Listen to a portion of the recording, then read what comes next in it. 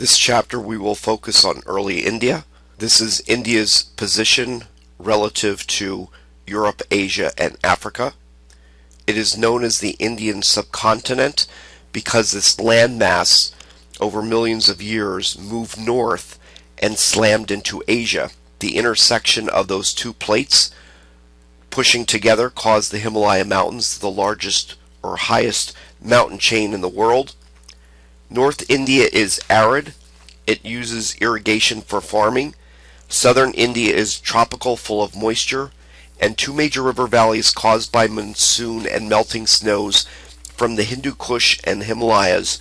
The Ganges flows east to the Bay of Bengal, and the Indus on the west flows through today's Pakistan and ends in India's Arabian Sea. This valley gave rise to the great Indus civilizations, the Harappan civilization. Cotton, rice, wheat, cattle, and pigs were the main crops in the Indus. The Harappans thrived from 3000 BCE to about 1800 BCE. Archaeologists believe earthquakes changed the course of the Indus River and its tributaries, thus shifting water away from overpopulated cities. So over time, the Harappans declined due to climate. The Aryans, a group of Indo-European nomadic pastoralists from the west and the north. They settled in northern India first and fought against southern Dravidians. This culture of warfare is epitomized in the Vedas or hymns, and one could argue it is Indian mythology where humans face gods in lifelike situations. The Aryans moved east and conquered the Harappans. The caste system is an exclusive hereditary occupational group based upon birth and hierarchy in society. Varnas were the classes of people. It was rich versus poor. At the top were the Brahmins, the priests. The Kshatriyas were the warriors. The Vaishyas were the farmers, commoners, and merchants. And the Shudras were the menial laborers. Jati are subcastes for a specific trade. They often intermarried and developed as strong communities. However, at the bottom of the caste system were the untouchables. They usually were in contact with a waste product, one that crafted leather, obviously this hide from a cow, street cleaners, hairdressers, etc. Society adhered to the caste system due to its main religion. The centerpiece was samsara, or reincarnation. How would this keep a lid on rich versus poor? Basically, if you are a lower caste, you keep in your mind that while this life sucks, you will eventually be reincarnated to a higher caste and everyone must endure. You also had dharma, which represented the faithful performance of one's duties for their caste, while karma referred to one's destiny to their next reincarnation.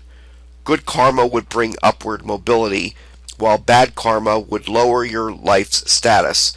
Over time, some people rejected reincarnation as an endless cycle of hard work. Jainism began with Mahavira, the great hero, from 540 to 486 BCE. He chose asceticism, renouncing all possessions, and practiced self-denial.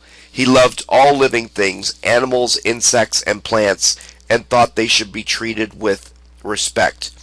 Ahimsa is non-violence to all living things, therefore a pacifist in a warrior society. Most of them practice veganism, but still eating plants. Eventually, they attain moksha, a liberation from the cycle of death and reincarnation. It was popular amongst the lower classes, but many of them had to tend to farm animals or their waste products, so this did not catch on very well within India. You also had Buddhism. Siddhartha Gautama lived from 563 to 483 BCE. This is the same time as Mahavira and Jainism.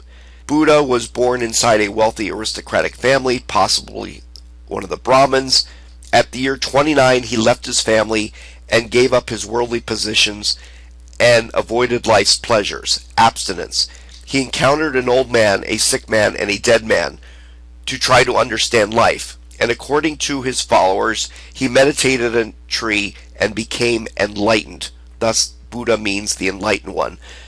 Why do, for example, Americans suffer? They're always in debt, causing pain. So he tries to come up with an idea of the Four Noble Truths. Life consists of pain and suffering. Pain and suffering are caused by desire. To escape from suffering, one must curb desire. Desire can be curbed by righteous thinking. Pursue Eightfold Path to Nirvana, a state of infinite tranquility, thus escaping karma and samsara. Buddhism had wide appeal because it was more moderate than Jainism and much more attractive to the lower castes. So you did not have to give up certain types of eating, and you could still go on with this society that they had. However, the majority of Indians had adopted Hinduism. This developed over centuries with the various gods, their mythology. They embraced the old Vedic system of castes.